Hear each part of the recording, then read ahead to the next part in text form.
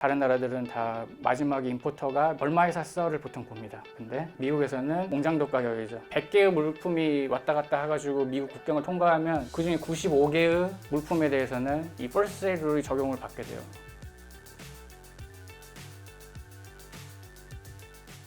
아닌 경우 그 5%에 포함되는 게 그 함량 같은 경우, 함량 기준 같은 경우는 가격을 매기는 게 아니라 함량을 계산해야 되는 게 이제 그런 거가 들어갈 수 있는 좋은 예시이고요. 가격표가 있는 거, 딱 그 얼마에 샀어 가격표가 있거든요.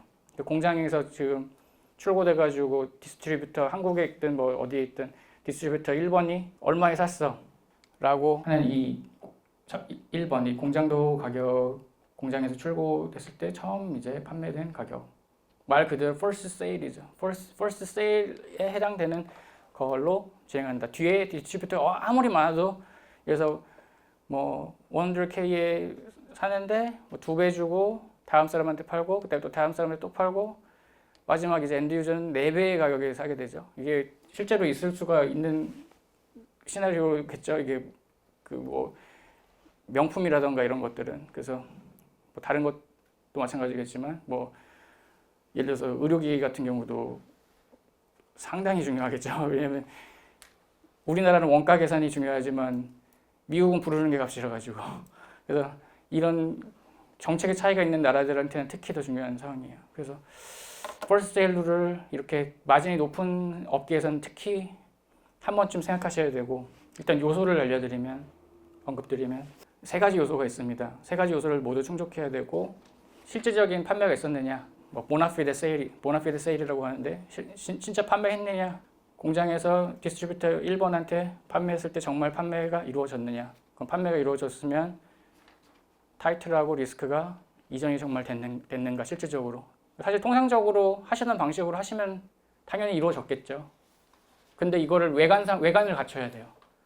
그러니까 이제 그래서 대기업이나 중견기업이나 이제 중소기업에서 자회사 하나 만드는 게 그렇게 어려운 일은 아니거든요. 항상 만들고 계시고 해외 진출도 많이 하시는데, 이제 이런 곳에서 아니 디스트리뷰터 하나 만들자 이렇게 할 수도 있는 거거든요. 예를 들면 대신 이제 만드실 때 공장도 가격에 맞추려고 왜냐면 지금까지 임포트한테 바로 파니까 뭐 5천만 원에 팔아야 되는데 1,000만 원 기준으로 과세가 되면 훨씬 낫잖아요. 그러면 5분의 1도 떨어지니까. 그러면은 감당이 되거든요.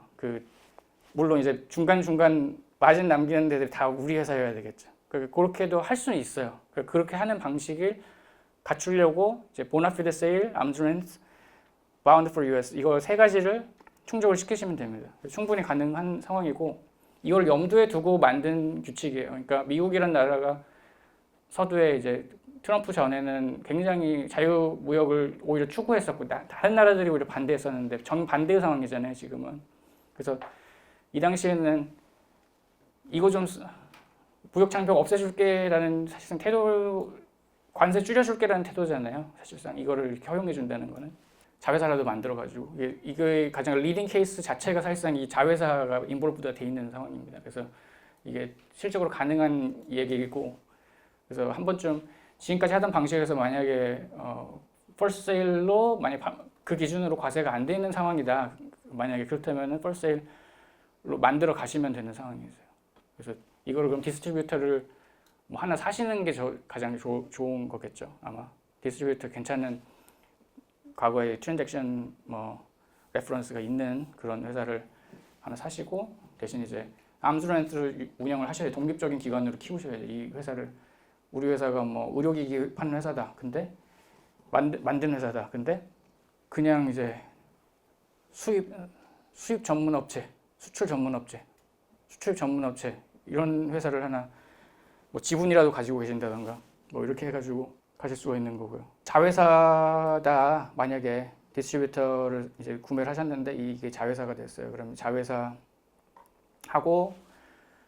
뭐 공장하고 거래뿐만 아니라 그다음에 아까 디스트리뷰터 2가 있었죠. 디스트리뷰터 2하고 1 간에 디스트리뷰터 1하고 디스트리뷰터 2하고의 관계에서도 그게 페어 마켓 밸류에 속하는 가격으로 판매됐느냐. 그러니까 아까 뭐 1,000만 원에서 2,000만 원 올라갈 때 1억에서 2억 올라갈 때 정말 원래 그렇게 올라가느냐? 그럼 거기에 기준을 맞춰야죠. 페어 마켓 밸류 맞춰야죠. 그럼 시장이 정해주는 대로 가야 되는 거예요. 그거를 일부러 하실 필요가 없어요. 실제로 정말 갖추고, 어차피 외관도 갖추실 거지만 그다음에 마지막 단계에서도 마찬가지고 마지막에 엔드 유저한테 팔기 전까지 원래 하시던 그 가격 정책에 맞춰서 하시되 중간 단계에 있는 마진도 마찬가지로 그렇게 하시고요.